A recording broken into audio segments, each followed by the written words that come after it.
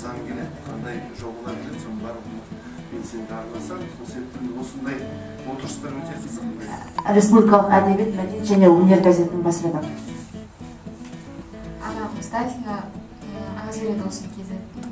Мемлекеттік университетінің аға оқытушысымын, журналистика кафедрасы. Мемлекеттік тапсырыс басталмай жатып, бірінші тапсырыс беріп, бұрын қызметтардан тапсырыс ұсынды.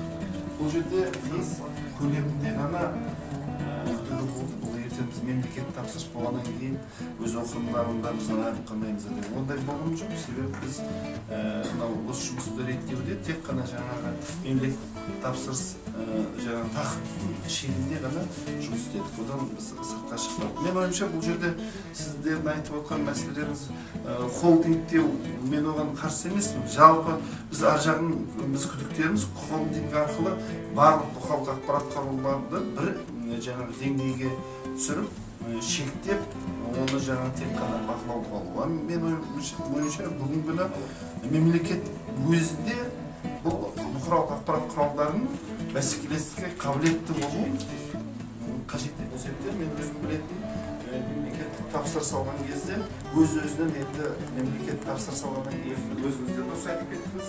Осы түрді айта беруге болады, бірақ соны түзеудің жолдарын да айтуымыз керек. Менің ойымша мына интернет бұл қазыналы сандық, қазақша айтқанда. Бұл сандыққа әркім өзінің қабілетіне қарай салады, әркім өзінің қажетіне қарай алады. Бұл жаңа коммунизм принципінің орындалып жатқан жалғыз орны өзі интернет. Сондай пікір болған қазіргі жас журналистер осы жол О деген сондай әріптер сондай жол. Еуропаға жол деген тақырыпты алып отырмыз. Біз Қазақстан ОБСЕ-ге төраға болып жатырмыз. Біз Еуропаға кетіп баратырмыз. Құдай сақтасын, күн астынан күңіреніп жортқан бабаларымыздың ізімен кетіп баратырмыз. Еуропаны шайқап тастаймыз деген пікірлер айтылмау керек. Немесе біз сондай стандарттарға жетіп алдық. Біз демократияның осы Орта Азиядағы алтын бесігіне айналып отырмыз деген сияқты пікірлеріміз.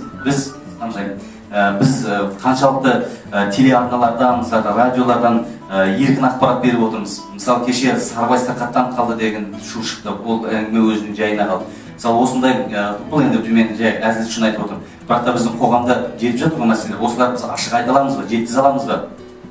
Біз мына осындай тақырыптар арқылы, осындай мәселелерді көтеру арқылы Еуропаға жол деген тендерді егер қазақ баспасөзінде қазір ол бізде мысалы конституцияда цензура жоқ, баспасөз туралы өзіміздің заңда да жаңа цензура алынып тасталды. Жоқ дегенмен де осы мемлекеттік тапсырыстың, яғни қаражатқа байланудың салдарынан сол биліктегі топтардың ықпалының салдарынан қазір қазақ баспасөзі ондай еркіндікке жетіп отырған жоқ. Енді осы еркіндікті жеткізетін, яғни еркін ақпарат бере алатын, азат ойды қамтамасыз ете алатын біз жаңа бір мүмкіндіктің көзін аштық. Ол қазақ интернеттерін қазір көріп отырсыздар.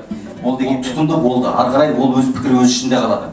Газет оқырманы ол газетті оқыды, пікірін жаңағы тақырыпты оқыды, қынжылды, мына жерде мына өтірік айтыпты ғой деді. Мысалға мына жерде асыра мақтап тыңдады да әттеген-ай мына жерде мына ойының бүркеленіп қалғанын қараңыз. Мына жерде мынау айтылмай қалды, мына шындық жоқ қой. Мына қоғамға мынау жеткен жоқ қой деді. Радио тыңдармандар да өз пікірімен өзі қалды. Ол ары кеткенде редакцияға хат жазады. Ал редакцияға хат жазған кезде ол хатқа жауап беріле ме, бермей ме? Бұрын сәтінде кез келген хатқа жауап беру мәдениеті болды. Қазір ондай жоқ. Жаңағы бөпесіз айтып отырсыз ғой, жауапсыздық деген сияқты. Ондай салғырттық, ондай салқындық қазір редакцияларда көп. Оның үстіне жаңағыдай өздерінің цензурасынан өтпейтін, өзі ізбейтсенде деген сияқты форумға қатысу арқылы олар жаңағы мәселені толықтырып отыр.